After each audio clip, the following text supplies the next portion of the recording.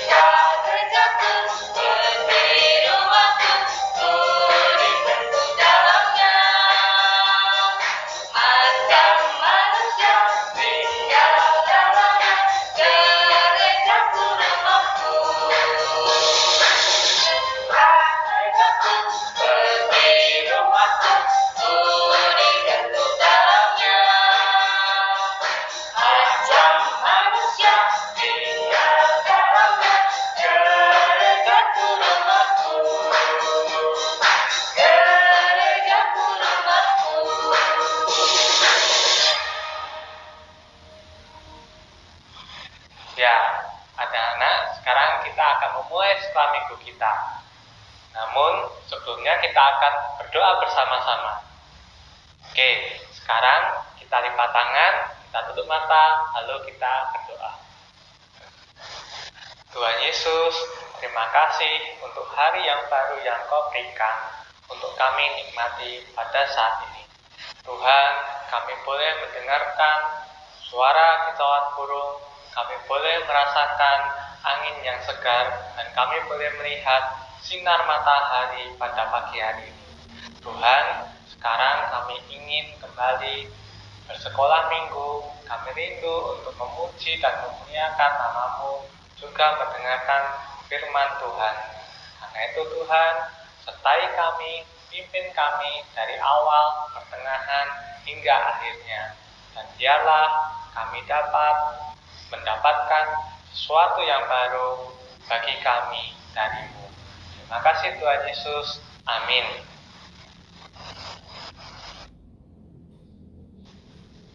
Anak-anak, Tuhan sangat menyukai kita kalau kita sering datang sekolah minggu. Tuhan lebih suka lagi kalau kita membawa teman-teman untuk pergi ke sekolah minggu bersama kita. Karena itu, mari kita menyanyikan lagu Satu Anak Tuhan Pergi Sekolah Minggu. Sambil berdiri ya nyanyinya. Semangat juga. Satu anak Tuhan pergi sekolah minggu. Satu anak Tuhan bawa teman pergi sekolah minggu. Tiga anak Tuhan pergi sekolah minggu. Tiga, dua, satu anak Tuhan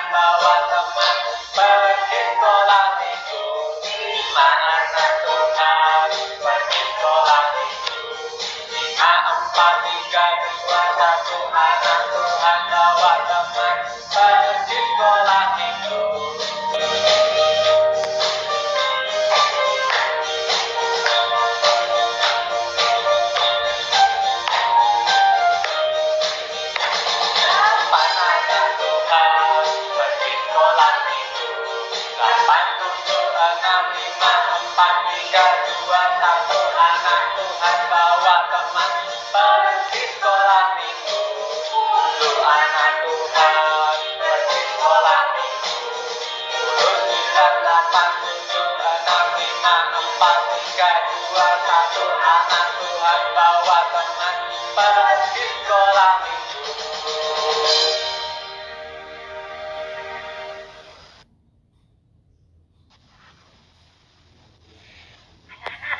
Lause ingin lihat anak-anak tersenyum. Walaupun anak-anak di rumah tetap bisa tersenyum. Oke, kalau tersenyum itu yang seperti apa ya? Coba yang seperti ini? Atau yang seperti ini? Nah, sekarang anak-anak mencoba senyum yang paling manis. Nanti pasti anak-anak akan lebih cantik dan lebih ganteng. Nah, sekarang kita sama-sama menyanyi dulu ya. Dalam suka duka, ku tetap tersenyum.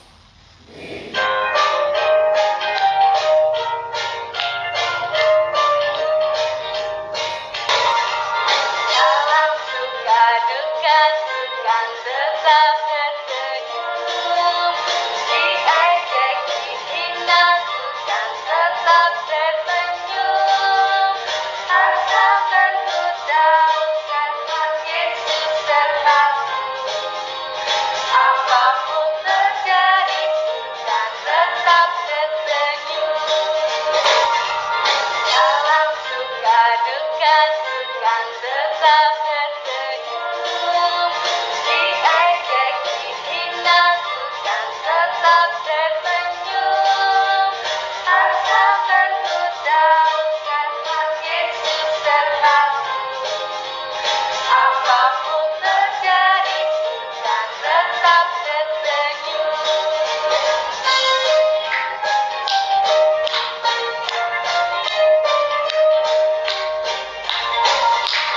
Dalam suka duka, ku kan tetap tersenyum. Diejek, dihina, ku kan tetap tersenyum. Asalkan ku tahu Tuhan Yesus sertaku. Apapun terjadi, ku kan tetap tersenyum. Apapun terjadi, ku kan tetap tersenyum.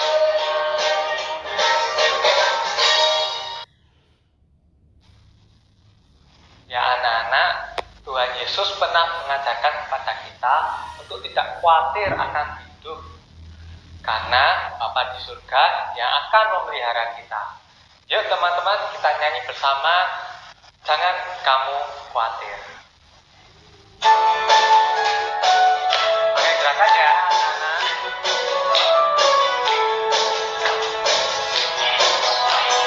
Jangan kamu khawatir, bumi dunia sekarang. Jangan kamu khawatir, tsunami padamnya dia bangkit. Jangan kamu khawatir, apa yang kau kami lupakan.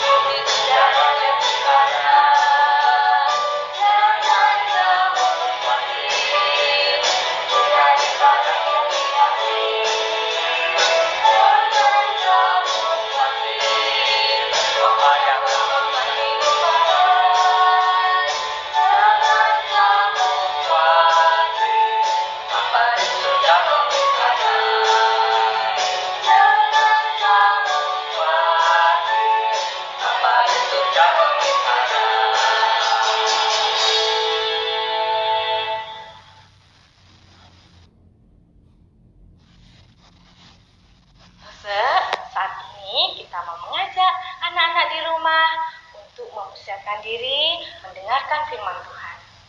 Ya, Rasa. Sekarang kita mau bersama-sama menyanyi lagu firman Tuhan.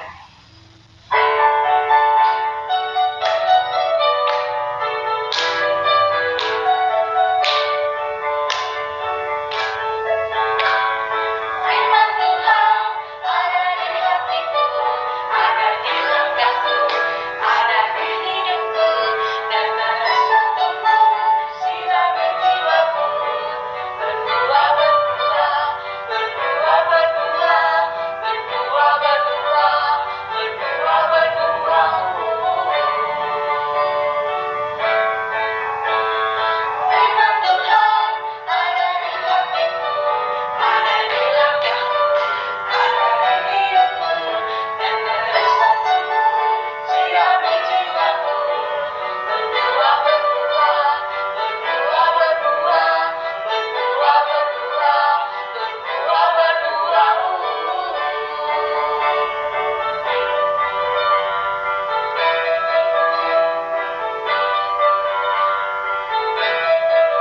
Nah, sekali lagi ya.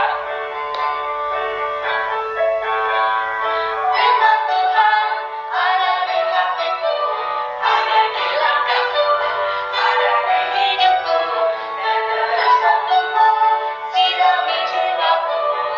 Berdua, berdua, berdua, berdua, berdua, berdua, berdua, berdua. Berdua, berdua, berdua, berdua, berdua, berdua, berdua, berdua.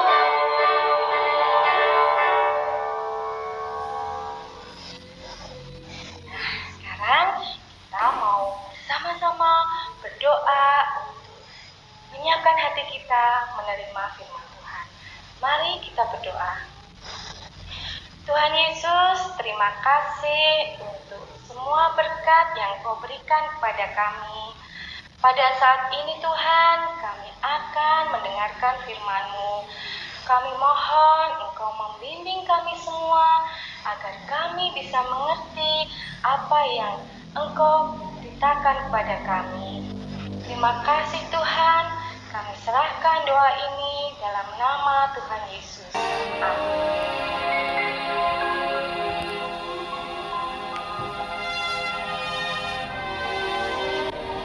Sementara itu berkobar-kobar hati Saulus untuk mengancam dan membunuh murid-murid Tuhan. Ia menghadap imam besar dan meminta surat kuasa daripadanya untuk dibawa kepada majelis Yahudi di Damsyik, supaya jika ia menemukan laki-laki atau perempuan yang mengikuti jalan Tuhan, ia menangkap mereka dan membawa mereka ke Yerusalem. Dalam perjalanannya ke Damsyik, ketika ia sudah dekat kota itu, tiba-tiba cahaya memancar dari langit mengelilingi dia. Ia rebah ketat dan kedengaranlah olehnya suatu suara yang berkata kepadanya, Saulus, Saulus, mengapakah engkau menganiaya aku? Jawab Saulus, siapakah engkau Tuhan? Katanya, Akulah Yesus yang kau aniaya itu. Tetapi bangunlah dan pergilah ke dalam kota. Di sana akan dikatakan kepadamu apa yang harus kau perbuat. maka termangu-mangulah teman-temannya seperjalanan, karena mereka memang mendengar suara itu, tetapi tidak melihat seorang juga pun. Saulus bangun dan berdiri, lalu membuka matanya, tetapi ia tidak dapat melihat apa-apa. Mereka harus menuntun dia masuk ke Damsyik. 3 hari lamanya ia tidak dapat melihat, dan 3 hari lamanya ia tidak makan dan minum. Di Damsyik ada seorang murid Tuhan bernama Ananias. Firman Tuhan kepadanya dalam suatu penglihatan. Ananias, Jawabnya, ini aku, Tuhan. firman Tuhan, Mari, Pergilah ke jalan yang bernama Jalan Lurus, dan carilah di rumah Yudas, seorang dari Tarsus yang bernama Saulus. Ia sekarang berdoa, dan dalam suatu penglihatan, ia melihat bahwa seorang yang bernama Ananias masuk ke dalam dan menumpangkan tangannya ke atasnya, supaya ia dapat melihat lagi. Jawab Ananias, Tuhan, dari banyak orang telah kudengar tentang orang itu. Betapa banyaknya kejahatan yang dilakukannya terhadap orang-orang kudus-Mu di Yerusalem. Dan ia datang kemari dengan kuasa penuh dari imam-imam kepala untuk menangkap semua orang yang memanggil nama-Mu. tetapi firman Tuhan kepadanya, Pergilah, sebab orang ini adalah alat pilihan bagiku untuk memberitakan namaku kepada bangsa-bangsa lain, serta raja-raja dan orang-orang Israel. Aku sendiri akan menunjukkan kepadanya betapa banyak penderitaan yang harus ia tanggung oleh karena namaku. Lalu pergilah Ananias ke situ dan masuk ke rumah itu. Ia menumpangkan tangannya ke atas Saulus. Katanya, Saulus, saudaraku, Tuhan Yesus yang telah menampakkan diri kepadamu di jalan yang kau lalui, telah menyuruh aku kepadamu, supaya engkau dapat melihat lagi dan penuh dengan Roh Kudus. dan seketika itu juga, seolah-olah selaput gugur dari matanya, sehingga ia dapat melihat lagi.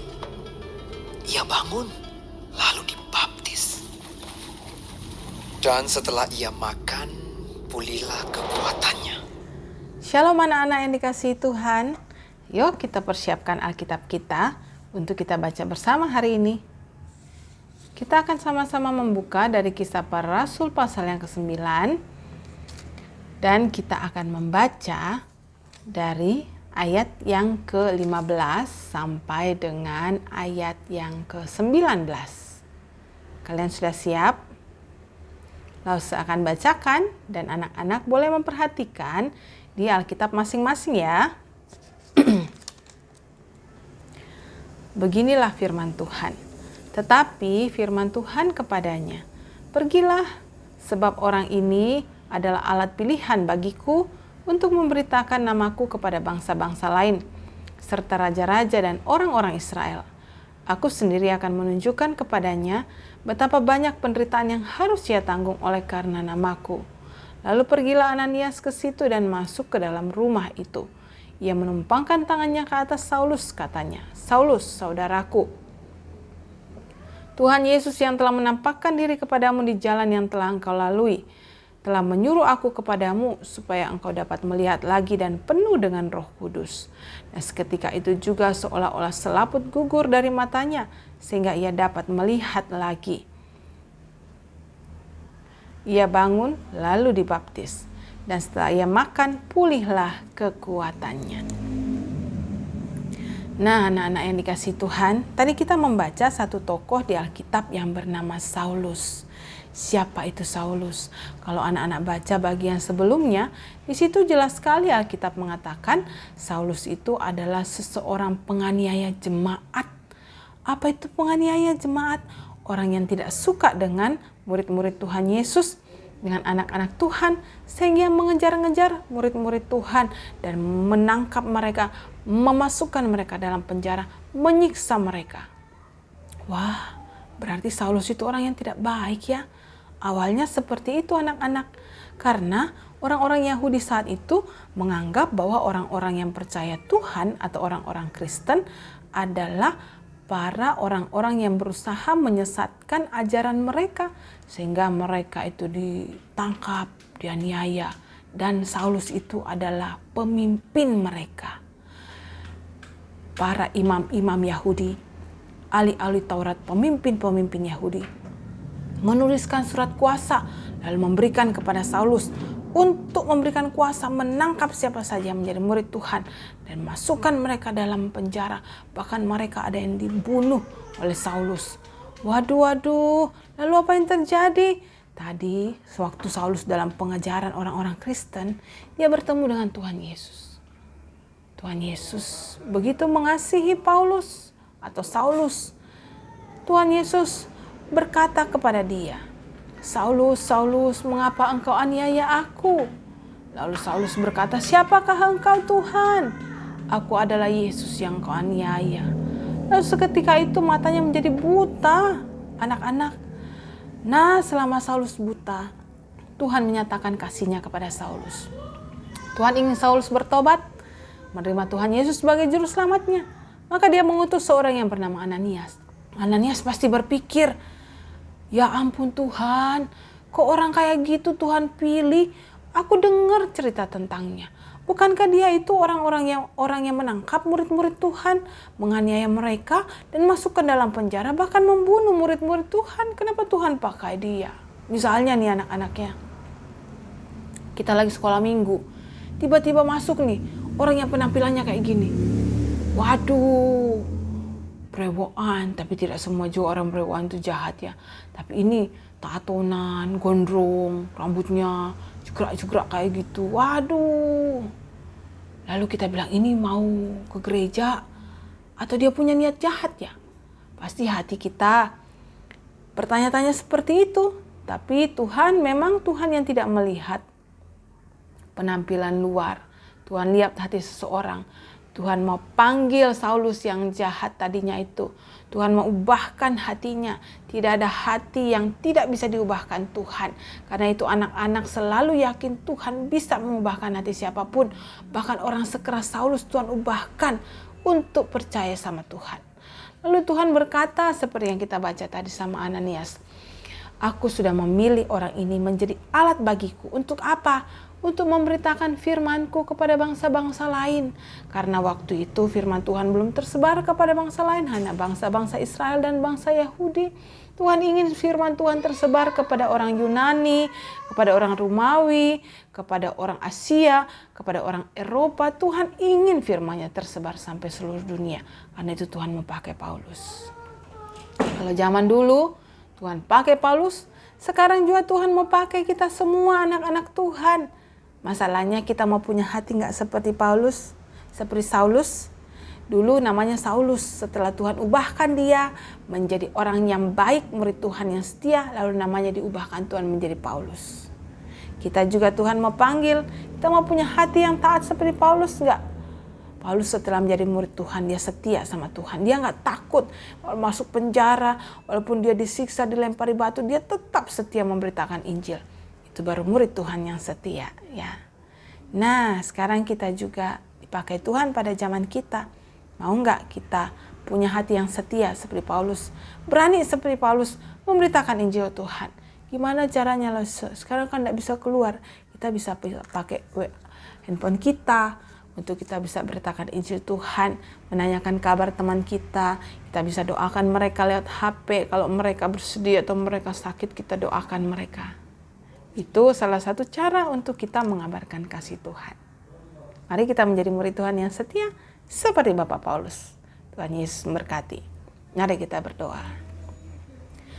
Tuhan Yesus, tolong setiap kami Tuhan, anak-anak-Mu, sedari kami kecil, kami mau memiliki hati yang setia seperti Paulus. Setia untuk menjadi murid Tuhan, setia memberitakan Injil Tuhan kepada siapa saja. Dan setia untuk menyaksikan kasih Tuhan Yesus kepada setiap orang yang kami jumpai. Berkati anak-anak-Mu, keluarga mereka, papa, mama, oma, opa, dan semua orang-orang yang ada di rumah mereka. Supaya Tuhan anugerahkan kekuatan, kesehatan, jauhkan dari sakit penyakit Tuhan. Dan kami juga berdoa supaya pandemi ini segera berakhir. Kami bisa kembali bersekolah minggu memuji akan nama Tuhan. Dalam nama Tuhan Yesus kami berdoa. Amin.